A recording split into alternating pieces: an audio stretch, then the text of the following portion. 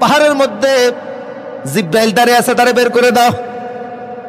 মুসা কয়, জিব্রাইল আপনি দাঁড়িয়ে আছেন কেন? আল্লাহ বলছে বের হয়ে যাইতে। জিব্রাইল কে আল্লাহ আজকে মুসা নবী আপনারে দেখবে, কত ওহিনিয়া নবীদের কাছে আসলাম, আমি কোনোদিন দেখতে পারি নাই, আজকে যেহেতু মুসা দেখবে সেই সঙ্গে আমার একটু দেখার সুযোগ দেন। আল্লাহ বললেন না, তুমি আমার দেখতে পারবে না।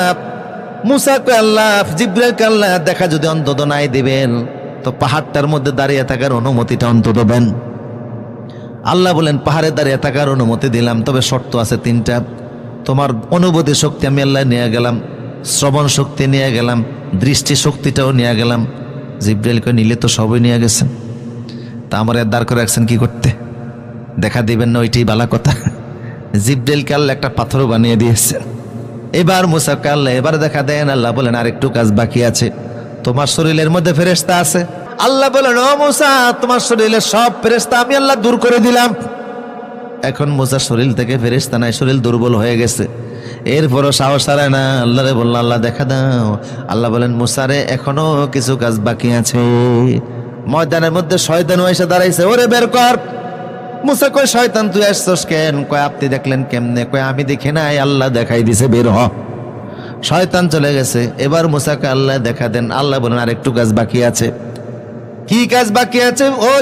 ও মুসা, পাহাড়ের মধ্যে অনেক প্রাণী আছে, তুমি আমি আল্লাহর নূরের হির সহ্য করতে পারলো, আমারে দেখতে পারলো, প্রাণীরা আমারে দেখতে পারবে না। সকল প্রাণীগুলি আমি আল্লাহ বের করে দিলাম।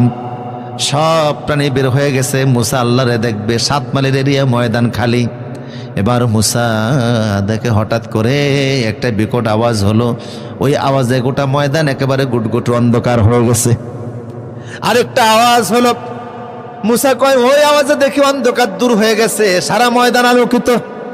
ওই আলোর মধ্য দিয়ে আমি উপরের দিকে তাকিয়ে দেখি আমার আল্লাহর প্রথম আসমান দেখা যায়, প্রথম আসমানে ফেরেশতাদেরকেও দেখা যায়।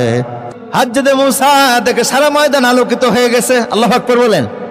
প্রথম আসমানে ফেরেশতা মালিককে বললেন, ও মালিক, ও মালিক, আমার ভয় লাগতেছে, আমি আল্লাহকে দেখার জন্য দরখাস্ত দিয়েছিলাম, আল্লাহ দরখাস্ত কবুল করেছে, এখন আমার কেন জানে ভয় হচ্ছে। মালিক বলে, ও মুসা, ইতিপূর্বে পৃথিবীর কোন নবী আল্লাহকে দেখার জন্য আবেদন করে নাই, আপনি প্রথম আবেদন করেছেন, আল্লাহ আপনার আবেদন কবুল করেছে। ধৈর্য ধরে ব্যালেন্স নিয়ে দাঁড়িয়ে থাকেন, দেখেন না কি হয়।